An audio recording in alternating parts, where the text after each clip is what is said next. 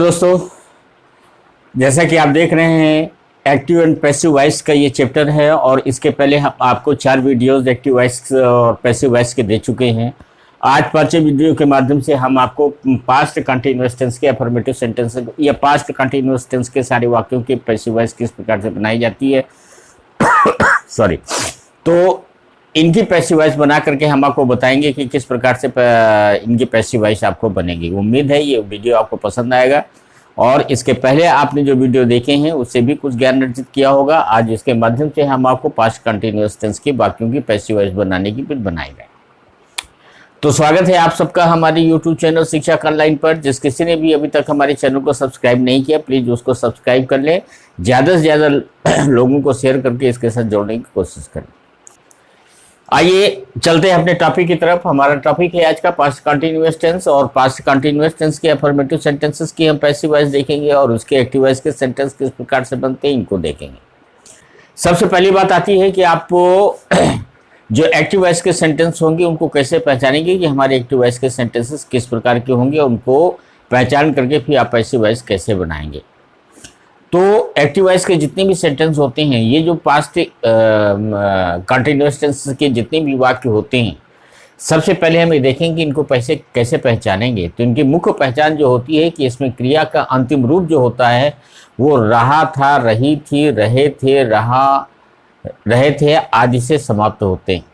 क्रिया का अंतिम रूप रहा था, रही थी, रहे थे आदि से समाप्त होने वाले वाक्य जो है सारे पास्ट कंटिन्यूअस टेंस के अफर्मेटिव सेंटेंस के अंतर्गत आते हैं। इसमें जो सेंटेंस बनते हैं वो सेंटेंस आपका जैसे वह अपना काम कर रहा था, मोहन एक किताब पढ़ रहा था, अध्यापक बच्चों को पढ़ा रहे थे। तो सबसे पहले क्रिया के जितने भी वाक्य इस टेंस के अंतर्गत आएंगे सब में क्रिया का रूप जो होगा अंत में रहा था से समाप्त होगा। रहा था, रही थी, रहे थे से ही समाप्त होगा। यानी क्रिया का कार्य वर्तमान काल के पहले से ही शुरू था और अभी भी कंटिन्यूअस चल रहा है। ये इसमें जो है वाक्यों की पहचान होती। तो पहचान में अगर देख लेंगे एक्टिव वॉइस के जितने भी सेंटेंस होते हैं वो सारे के सारे उसमें क्रिया की जो फॉर्म होता है इनका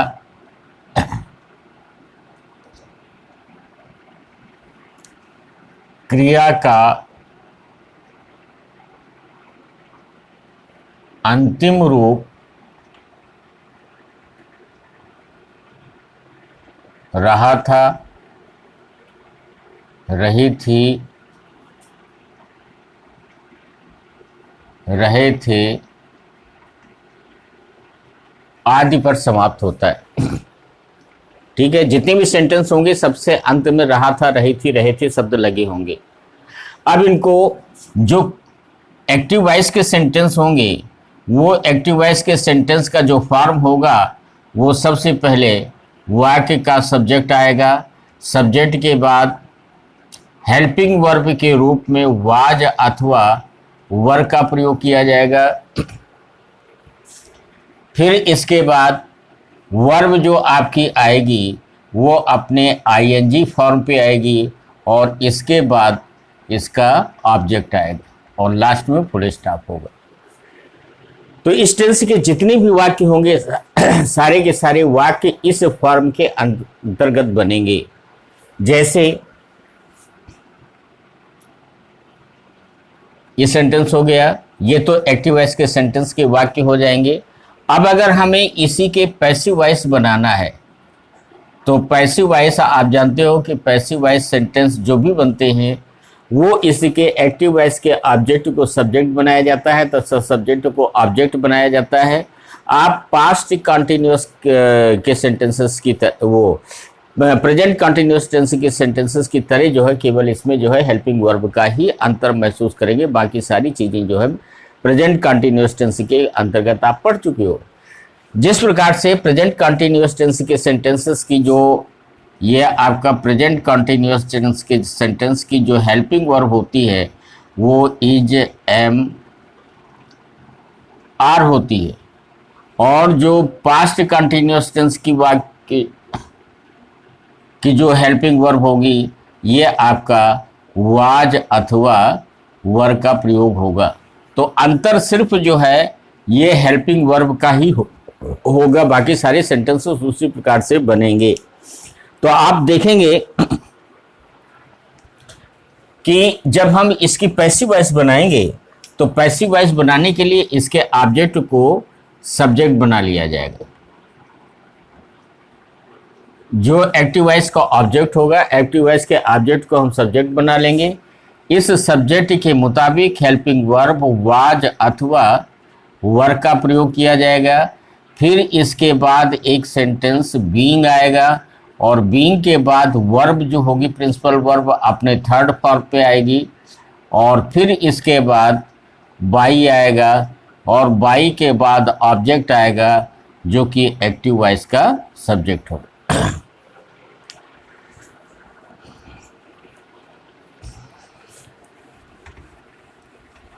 तो इस प्रकार से आप देखेंगे कि पास्ट कंटिन्यूअस टेंस के जितने भी सेंटेंस होंगे ये आपका पास्ट कंटिन्यूअस टेंस के अंतर्गत आने वाले एक्टिव वॉइस के सेंटेंस का फॉर्म होगा। और जब हम इसकी पैसिव वॉइस बनाएंगे तो ये फॉर्म जो होगा ये उसके पैसिव वॉइस का फॉर्म होगा। राइट, ये अच्छी तरह से आप देख लीजिएगा कि एक्टिव वॉइस के पास्ट कंटिन्यूअस टेंस के अफर्मेटिव सेंटेंसेस में एक्टिव वॉइस के सेंटेंस किस फॉर्म के मुताबिक बनते हैं और उनकी पैसिव वॉइस किस फॉर्म के मुताबिक बनती हैं। अब जरा इसका कोई एग्जाम्पल लीजिए।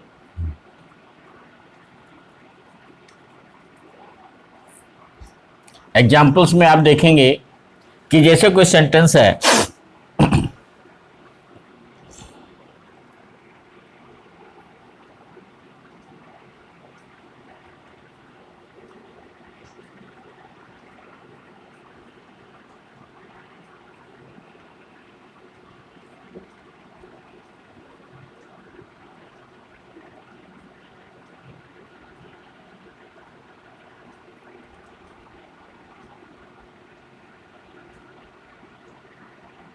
ये सेंटेंस दिया हुआ है, मेरी दादी एक कहानी सुना रही थी। राइट, अब इसी को ये आपका जो है अंत में क्या है क्रिया का रूप रही थी से समाप्त हो रहा है, इसलिए हम इसको पहचान जाएंगे कि वाक्य हमारा जो है इस क्रिया के रूप को देख करके हम पहचानेंगे कि वाक्य हमारा जो है पास्ट कंटिन्यूअस टेंस का है।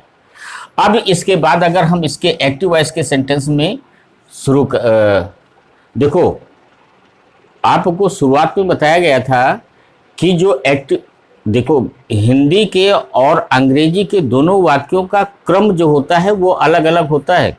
हिंदी के वाक्यों में सबसे पहले सब्जेक्ट, सब्जेक्ट के बाद ऑब्जेक्ट और क्रिया का स्थान सबसे लास्ट में आता है, जबकि अंग्रेजी के शब्दों का क्रम जो होता है वो सबसे पहले सब्जेक्ट, सब्जेक्ट के बाद वर्ब और वर्ब के बाद लास्ट में स्थान ऑब्जेक्ट का आता है। ये बात ध्यान रखिएगा। अगर हम ये क्रम आपका जो है एक सुव्यवस्थित क्रम दिया गया है हिंदी के वाक्यों का, क्योंकि इसमें सब्जेक्ट है, सब्जेक्ट के बाद ऑब्जेक्ट है, ऑब्जेक्ट के बाद वर्ब का स्थान सबसे लास्ट में है।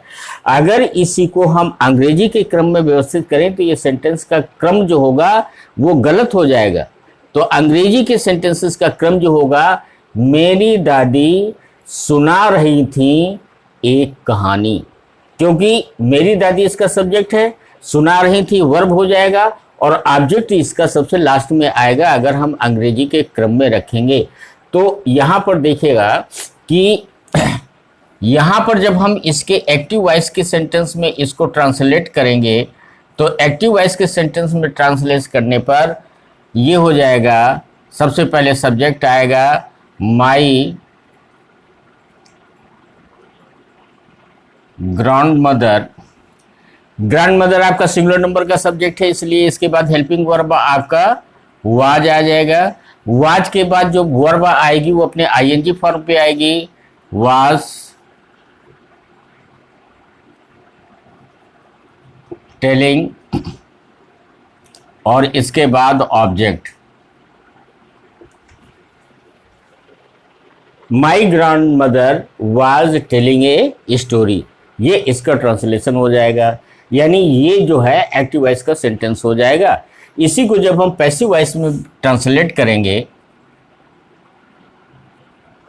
तो पैसिव वॉइस के सेंटेंस का ये फॉर्म आपका दिया हुआ है, यानी इसका जो ऑब्जेक्ट होगा ऑब्जेक्ट को हम सब्जेक्ट बनाएंगे, सब्जेक्ट के अकॉर्डिंगली इसमें हेल्पिंग वर्ब वाज अथवा वर का प्रयोग किया जाएगा। फिर इसके बाद बीइंग आएगा, बीइंग के बाद वर्ब की थर्ड फॉर्म आएगी, थर्ड फॉर्म के बाद बाई, फिर ऑब्जेक्ट आएगा। तो यहाँ पर इसमें ए स्टोरी जो है ये इसका क्या है, एक्टिव वॉइस का ऑब्जेक्ट है, एक्टिव वॉइस का ऑब्जेक्ट है। और टेलिंग जो है ये प्रिंसिपल वर्ब में दिया गया आईएनजी फॉर्म है। वाज इसकी जो है ये हेल्पिंग वर्ब है, और माई ग्रैंड मदर ये इसका आपको ये सब्जेक्ट दिया गया। तो अब इस दिए गए फॉर्म के मुताबिक इसको आप कन्वर्ट कर लोगे। ये स्टोरी जो है, जो इसका ऑब्जेक्ट है, इसको सब्जेक्ट बना लिया जाएगा। तो ये हो जाएगा ए स्टोरी। अब ये स्टोरी आपका सिंगुलर नंबर का सब्जेक्ट बना, तो इसके साथ क्या आ जाएगा, वाज आ जाएगा। ये स्टोरी वाज, और इसके बाद फिर क्या आएगा, वाज या वर्ब के यानी हेल्पिंग वर्ब के बाद आपका बीइंग आएगा। तो यहाँ पर हम बीइंग लगा देंगे, ए स्टोरी वाज बीइंग, और इसके बाद आपका वर्ब की थर्ड फॉर्म आ जाएगी। वर्ब यहाँ पर आईएनजी फॉर्म है, तो ये टेल प्लस आईएनजी है। इसको हम थर्ड फॉर्म में जब लिखेंगे तो ये टोल्ड हो जाएगा। तो a story was being told, फिर इसके बाद आपका क्या लगेगा, बाई लगेगा। बाई के बाद यहाँ पर जो इसका सब्जेक्ट था, सब्जेक्ट के को ऑब्जेक्ट बना लेंगे। तो सब्जेक्ट इसका क्या है, माई ग्रैंड मदर। तो माई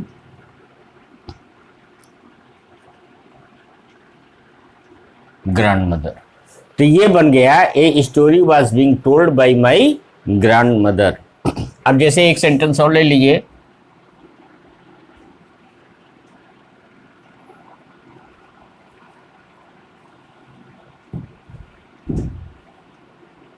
एक्टिव वॉइस का दूसरा सेंटेंस लीजिए।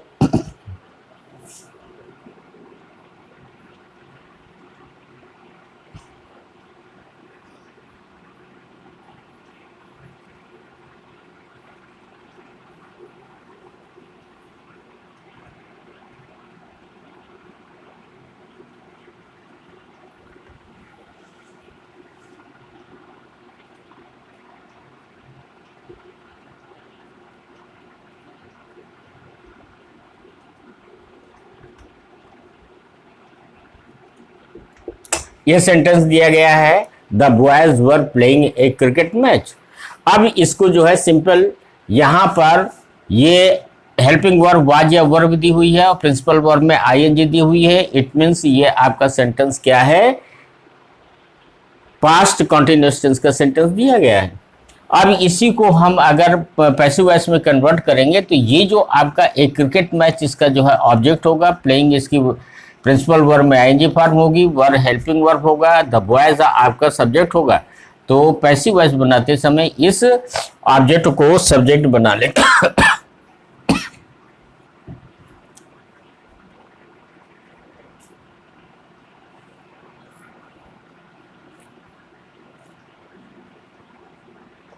इसका पैसिव वॉइस बनाएंगे, तो पैसिव वॉइस बनाते समय ये एक क्रिकेट मैच पहले आ जाएगा,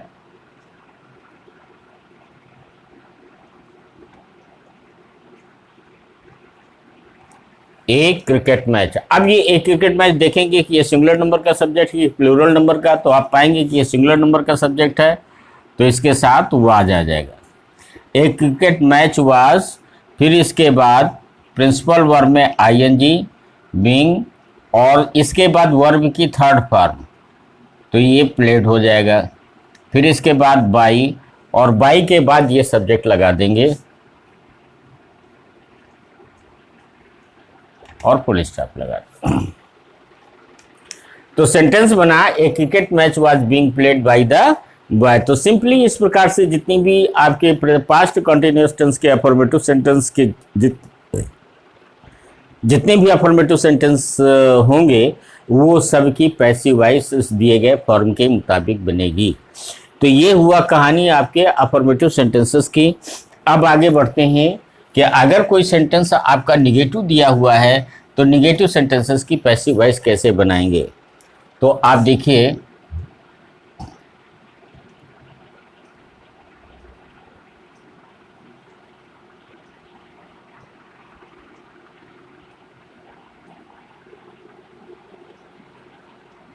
अगर ये निगेटिव सेंटेंस दिए गए हैं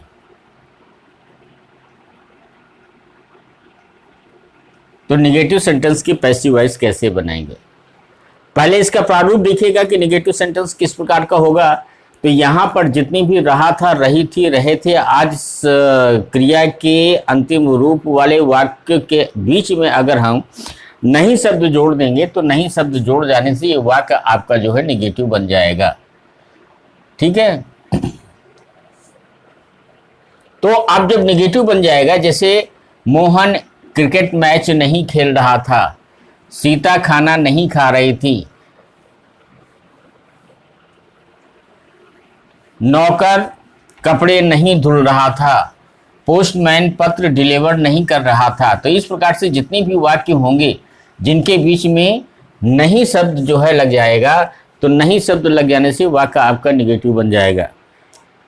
तो निगेटिव सेंटेंस की जो है, इसकी जो एक्टिव वॉइस होगी, वो एक्टिव वॉइस के सेंटेंसेस की फॉर्म जो होगी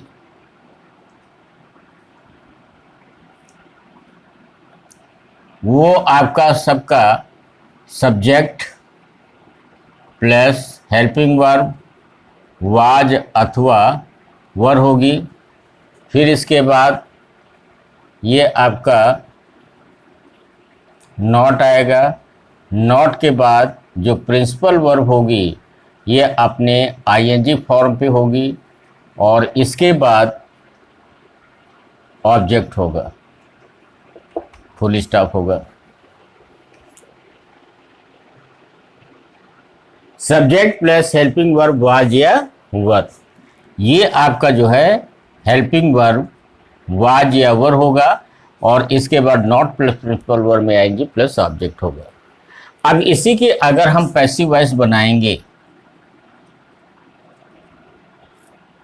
तो पैसिव वॉइस बनाने के लिए उसी प्रकार से ऑब्जेक्ट को हम सब्जेक्ट बना लेंगे। तो ये आपका सब्जेक्ट बनेगा जो कि आपका एक्टिव वॉइस का ऑब्जेक्ट होगा। फिर इसके बाद हेल्पिंग वर्ब के रूप में वाज अथवा वर का प्रयोग करेंगे। फिर इसके बाद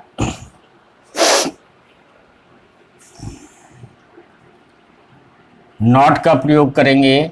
फिर इसके बाद बीइंग का प्रयोग करेंगे। फिर इसके बाद जो वर्ब आपकी आएगी प्रिंसिपल वर्ब, ये अपने थर्ड फॉर्म पे आएगी। फिर इसके बाद बाई आएगा।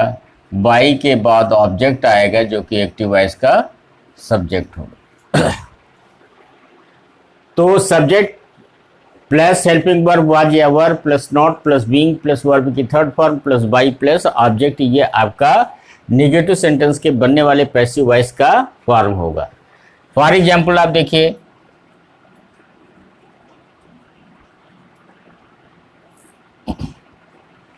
जैसे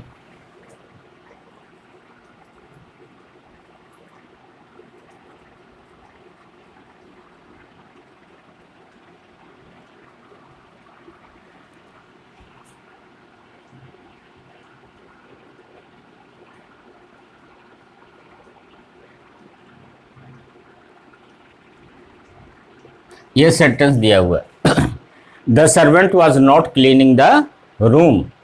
तो अब आप देखेंगे कि the servant was not cleaning the room, यहाँ पर ये आपकी हेल्पिंग वर्ब और हेल्पिंग वर्ब के बाद नॉट दिया है, नॉट के बाद वर्ब में आईएनजी फॉर्म दिया हुआ है। इट मीन्स ये आपका पास्ट कंटिन्यूअस टेंस का नेगेटिव सेंटेंस है। ऐसी दशा में जब हम इसकी पैसिव वॉइस बनाएंगे तो पैसिव वॉइस इसी प्रकार के दिए गए फॉर्म के मुताबिक बनाएंगे। तो यहाँ इसका जो पैसिव वॉइस बनेगा वो पैसिव वॉइस आपका द रूम्स जो ऑब्जेक्ट है ये इसको सब्जेक्ट बना लेंगे। अब रूम्स आपका ये जो बना है सब्जेक्ट ये बन गया प्लूरल नंबर का सब्जेक्ट। तो प्लूरल नंबर के साथ जो हेल्पिंग वर्ब वाज या वर में से कौन सी आएगी? डेफिनेटली वर आएगी। और वर के बाद क्या आएगा? नॉट आएगा। नॉट के बाद बीइंग शब्द आएगा और बीइंग के बाद जो है ये वर्ब की थर्ड फॉर्म आ जाएगी। क्लीन इसकी प्रिंसिपल वर्ब है, क्लीन की थर्ड फॉर्म हो जाएगी क्लीन्ड। तो the rooms were not being cleaned, इसके बाद आपका बाई आएगा और बाई के बाद इसका जो सब्जेक्ट हो जाएगा उसको ऑब्जेक्ट बना लेंगे। तो by the servant full stop आ जाएगा। पैसिव वॉइस बनेगा the rooms were not being cleaned by the servant. दूसरा एग्जाम्पल देखिए,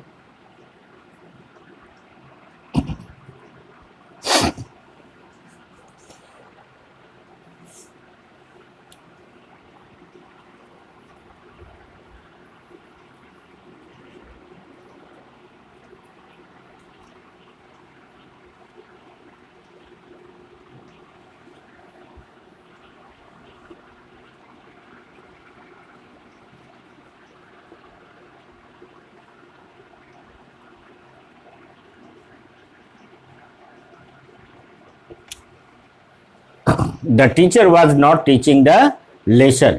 अब यहाँ पर द टीचर सब्जेक्ट है, वाज हेल्पिंग वर्ब है, नॉट आपका एडवर्ब है नेगेटिव वर्ड, और ये टीचिंग आपकी प्रिंसिपल वर्ब में आईएनजी और द लेसन आपका जो है ऑब्जेक्ट हो गया। तो जब हम इसकी पैसिव वॉइस बनाएंगे तो पैसिव वॉइस बनाते समय हम ये ऑब्जेक्ट पहले बना लेंगे। तो ये हो जाएगा द लेसन। अब द लेसन आपका जो है ये सिंगुलर नंबर का सब्जेक्ट हो गया, तो इसके साथ हेल्पिंग वर्ब आ जाएगी और इसके बाद नॉट आ जाएगा, नॉट के बाद बीइंग आ जाएगा और फिर इसके बाद वर्ब की थर्ड फॉर्म आएगी। तो ये टीच का जो थर्ड फॉर्म होगा टॉट हो जाएगा। तो the lesson was not being taught और फिर इसके बाद बाई आ जाएगा और बाई के बाद इसका सब्जेक्ट होगा। सब्जेक्ट इसका क्या है? The teacher. इसको हम ऑब्जेक्ट बना लेंगे।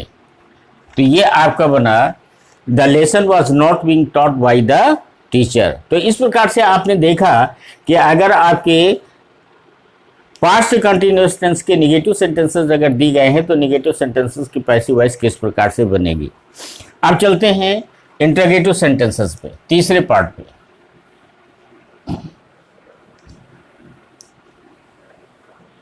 इंटरोगेटिव सेंटेंस, जैसा कि आप जानते हो कि इंटरोगेटिव सेंटेंस आपके दो प्रकार के होते हैं। पहला yes or no type questions जो कि हेल्पिंग वर्ब से ही शुरू होते हैं और जिस टेंस की बात चल रही है उस टेंस की पैसिव वॉइस वो हेल्पिंग वर्ब आपकी वाज या वर है। इसलिए जो है इसकी जो हेल्पिंग वर्ब होगी, सेंटेंस जितने भी शुरू होंगे हेल्पिंग वर्ब वाज अथवा वर होगी। सेंटेंस जो भी शुरू होंगे वो हेल्पिंग वर्ब वाज या वर से शुरू होंगे। तो इस प्रकार से देखेंगे कि अगर मान लीजिए कॉन्टिन्यूअस टेंस का इंटरोगेटिव सेंटेंस है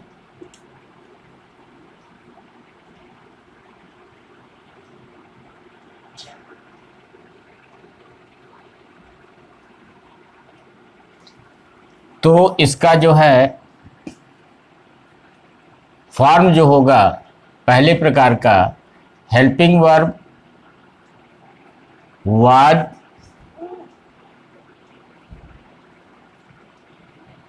अथवा were plus subject plus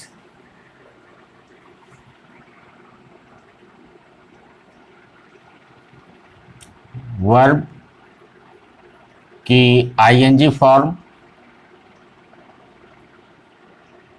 plus object plus last में क्वेश्चन मार्क। ये आपका जो है इंटरोगेटिव सेंटेंस के पहले प्रकार का जो हेल्पिंग वर्ब से शुरू होने वाले सेंटेंसेस होंगे उनका ये फॉर्म होगा। तो ऐसे सेंटेंसेस की जब हम पैसिव वॉइस बनाएंगे तो पैसिव वॉइस बनाते समय इस बात का ध्यान रखिएगा कि ये जो आपका ऑब्जेक्ट होगा हम ऑब्जेक्ट को सब्जेक्ट बनाएंगे। तो ऑब्जेक्ट को सब्जेक्ट जब बनाएंगे तो उस सब्जेक्ट के अकॉर्डिंगली ही हेल्पिंग वर्ब का प्रयोग होगा। अर्थात ऑब्जेक्ट को जब हम सब्जेक्ट बनाएंगे तो ये हेल्पिंग वर्ब के रूप में वाज अथवा वर का प्रयोग करेंगे।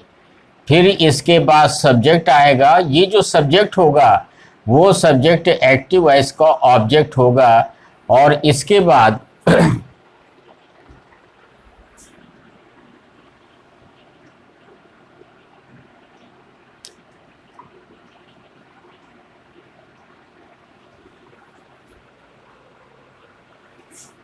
बीइंग आएगा और बीइंग के बाद जो है वर्ब की अपनी थर्ड फॉर्म आएगी और फिर इसके बाद बाई आएगा और बाई के बाद ऑब्जेक्ट आएगा जो कि एक्टिव वॉइस का सब्जेक्ट होगा और लास्ट में मार्क्स ऑफ इंट्रोगेशन।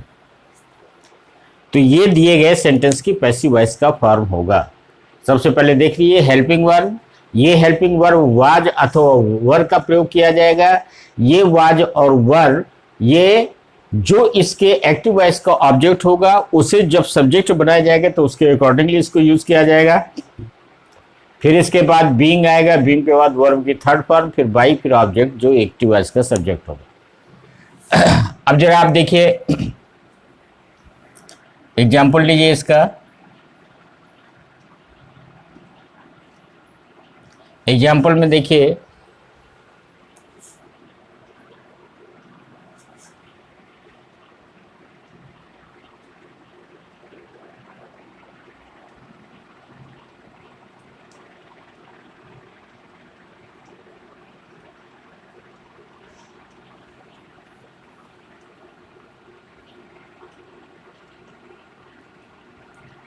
ये एक सेंटेंस दिया गया है, वाज सोना सिंगिंग ए सॉन्ग। ये आपका जो है पास्ट कंटिन्यूअस टेंस का इंटरोगेटिव सेंटेंस पहली प्रकार का है जो हेल्पिंग वर्ब से ही शुरू हुए।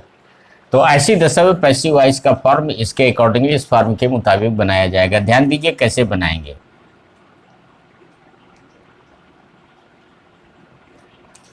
इसकी जब पैसिव वॉइस बनाएंगे तो ये जो ऑब्जेक्ट दिया गया है ऑब्जेक्ट को हम सब्जेक्ट बनाएंगे। तो इस सॉन्ग जो होगा ये चूंकि सिंगुलर नंबर का सब्जेक्ट है इसलिए हेल्पिंग वर्ब के रूप में इसमें वाज का प्रयोग किया जाएगा। तो वाज को हम पहले ले आएंगे, वाज, और ये जो ऑब्जेक्ट है ऑब्जेक्ट को सब्जेक्ट बना लेंगे, वाज ए सॉन्ग, और फिर इसके बाद क्या आ जाएगा, बीइंग आएगा, वाज ए सॉन्ग बीइंग, और फिर इसके बाद वर्ब की थर्ड फॉर्म। तो ये सिंग इसका वर्ब है, इसको थर्ड फॉर्म में जब कन्वर्ट करेंगे तो सिंग सॉन्ग सैंग सॉन्ग हो जाएगा। तो ये बनेगा वाज ए सॉन्ग बीइंग संग, और इसके बाद बाई आएगा और बाई के बाद इसका जो सब्जेक्ट है उसको ऑब्जेक्ट बना लेंगे। सब्जेक्ट इसका सोना है और लास्ट में क्वेश्चन मार्क लगा देंगे। तो ये हो जाएगा वाज ए सॉन्ग बीइंग संग बाई सोना, राइट। अब दूसरे नंबर पे आइए, जैसे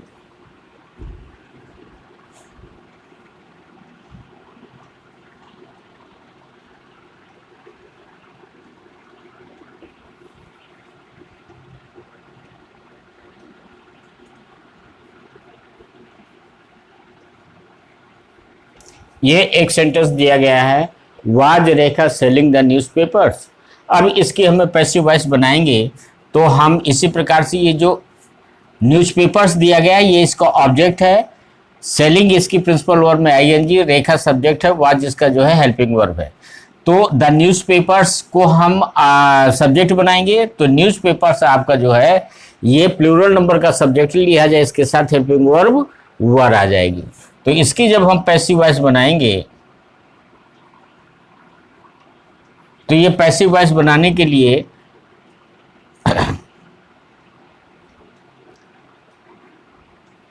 ये दिए गए ऑब्जेक्ट को जब सब्जेक्ट बनाया जाएगा तो इसके अकॉर्डिंगली हेल्पिंग वर्ब वर आएगी।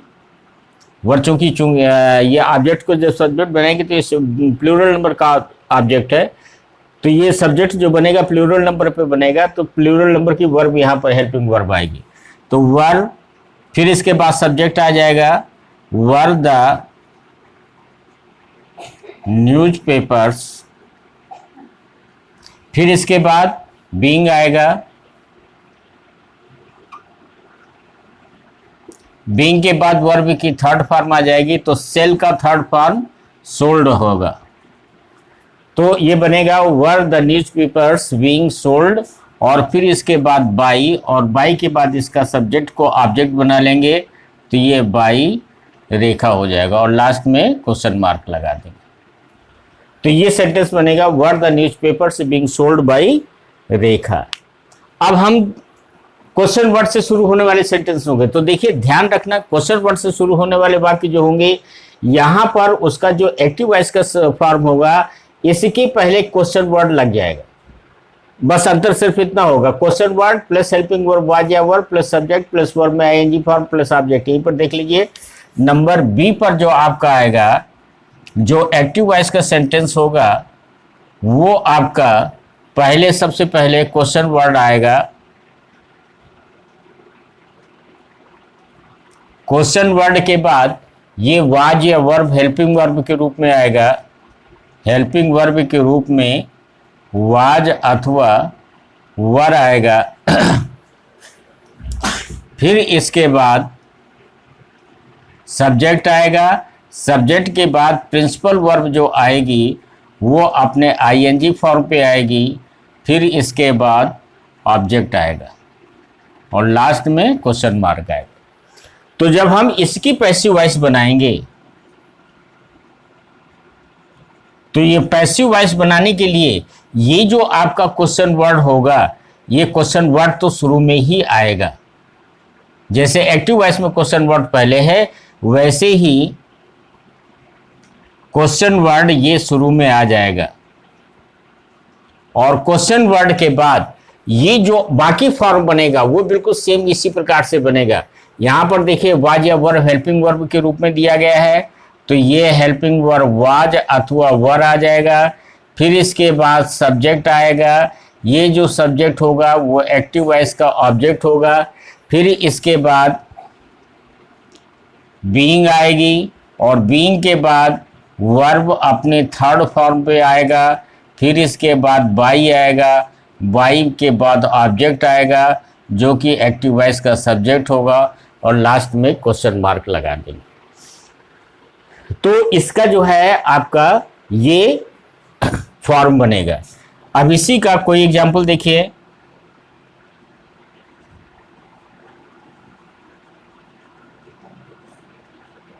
जैसे देखिए कोई सेंटेंस दिया हुआ है,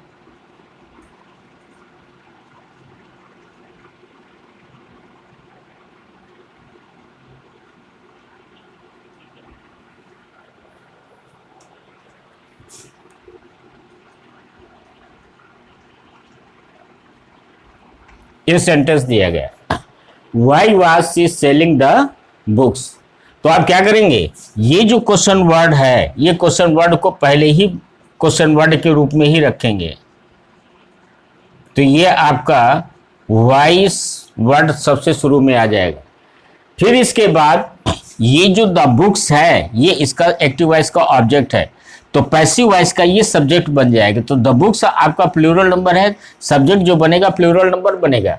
तो प्लूरल नंबर के अनुसार जो है यहाँ पर जो वर्ब हेल्पिंग वर्ब आएगी वो प्लूरल नंबर की आएगी, अर्थात वर आएगी, वाई वर। फिर इसके बाद ये सब्जेक्ट आएगा the books, why were the books, और फिर इसके बाद बीइंग शब्द आएगा। फिर इसके बाद वर्ब की थर्ड फॉर्म सोल्ड हो जाएगा, why were the books being sold, और फिर इसके बाद बाई आएगा और बाई के बाद ये जो सब्जेक्ट है, सब्जेक्ट को ऑब्जेक्ट बनाएंगे। लेकिन ध्यान दें यहाँ पर सब्जेक्ट आपका प्रोनाउन फॉर्म पे है, तो सी का प्रोनाउन को जब हम ऑब्जेक्ट बनाएंगे तो सी का क्या हो जाएगा, हर हो जाएगा, और लास्ट में क्वेश्चन मार्क। तो why were the books being sold by her.